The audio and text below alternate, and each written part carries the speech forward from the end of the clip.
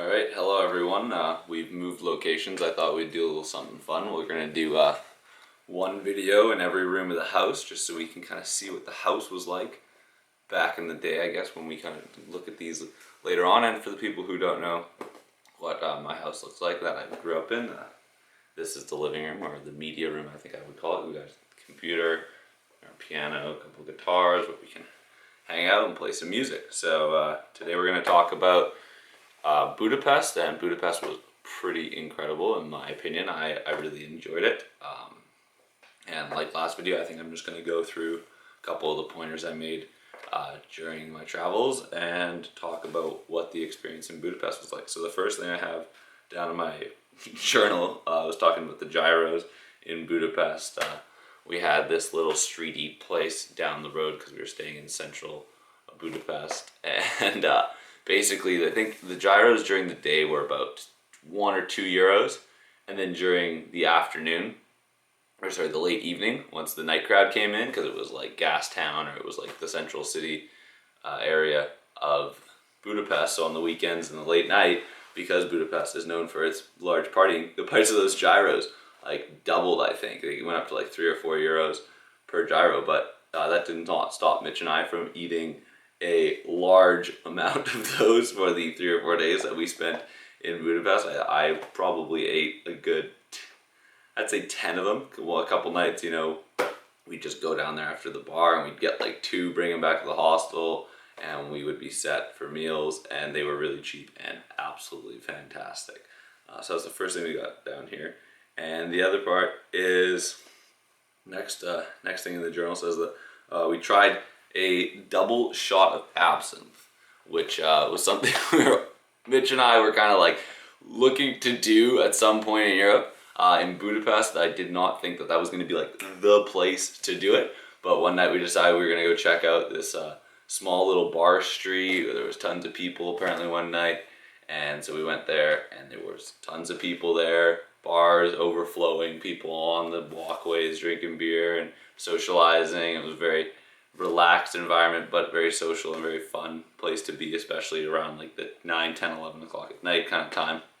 Everyone's getting riled up to go out, because people don't go out there till like 12:30, 1, 2, 3, 4 in the morning, and then it just kind of goes right into the morning time, literally. So we were sitting at this bar and ordered some food for dinner at like 10:30, and Mitch goes, "Oh, we're getting double absinthe shots."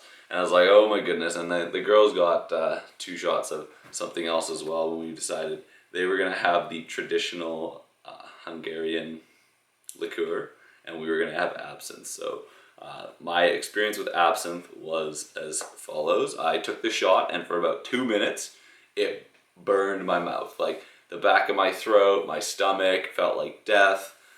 It honestly just felt like a complete cleansing of my body in the most disgusting way possible. I don't think I would ever take another shot of absinthe unless someone literally paid me to do it, because after that, your mind just starts going off and off and off, and it's just like an instant drunk, which was enjoyable but not enjoyable at the same time, because we really didn't know what to expect, and we were trying to go on a pub crawl that night, and we ended up getting on the pub crawl and having some fun with all of it, but essentially the absinthe hit like boom, like within 25-30 minutes it was in full force and there was no turning back. It was going to be one rowdy night, and I think the night ended up at around 2 or 3 o'clock in the morning. We had gone to a bunch of these ruin bars that they have in Budapest, which were really, really cool bars where they basically took structurally sound buildings that were not looking structurally sound, essentially.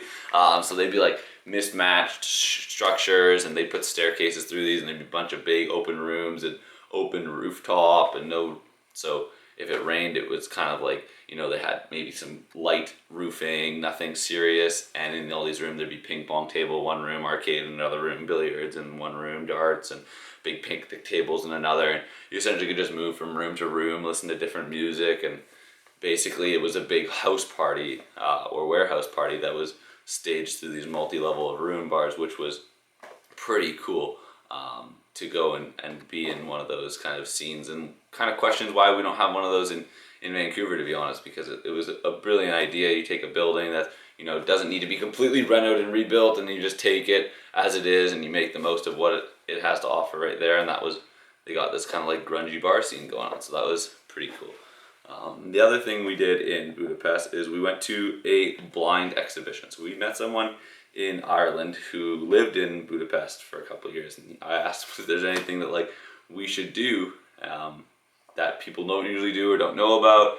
And he said, yeah, there's this blind exhibition going on right now. We're like, well, that sounds super interesting. What's that? He's like, essentially what we did is we went to the blind museum, and it was a tour through the day of a life of a blind person. So we went into the woods, went into his rooms and kitchen and living space. We went onto the street, and all of the meantime while we were doing this, we were blind. So we were in an enclosed warehouse where it was literally pitch black. Like you could not see your face or your hands if your hand was right in front of your face.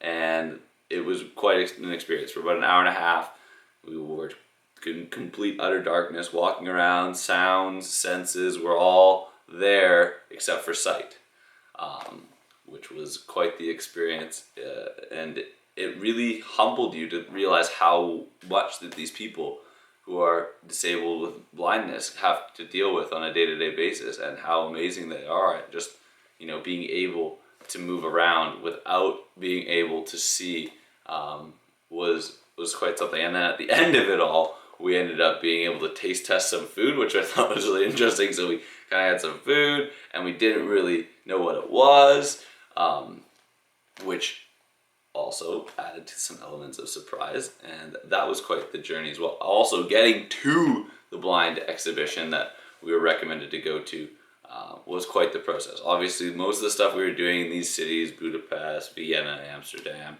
was in like the central area of where all the tourists and backpackers are going. And the blind museum was like out and about in like, not like the middle of nowhere Budapest, but it was definitely like a distance, a good 30 minutes out of the city center.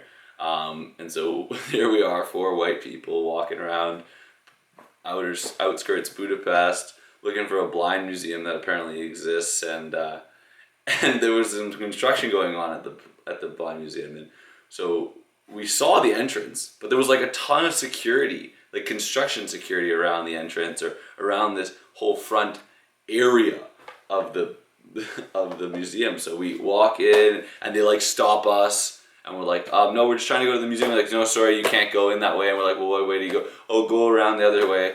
And so we're like, okay, we go around the other way, and sure enough, there's no other way. So we come back, and we're having a conversation with this guy, and he's like pretty stern. He's like, no, you're not coming in this way. And we're like, those people literally came through that way. Like, we just see 2 pedestrians walk 50 yards away from us down the path that we want to go down. There's nothing dangerous down this path. It's cleanly groomed, like nice grass on either side and paved all the way, and construction's like a football field away on the other side, and we're confused as to why we're not allowed to walk over here.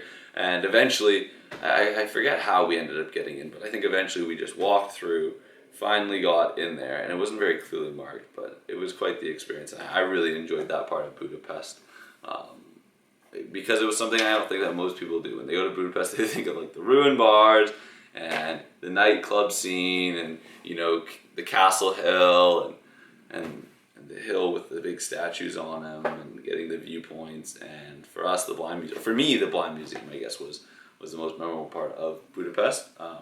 Beyond the blind museum, we went to the natural hot springs that they had in Budapest, which we found to be quite fun. The layout of the natural hot springs was quite confusing, but once we got the hang of it, we went there for about a whole afternoon after the whole pub crawl night. So we had a big spa day, which was pretty nice, and we spent about 4 or 5 hours in there. And at about the 2 or 3 hour mark, we finally figured out where everything was in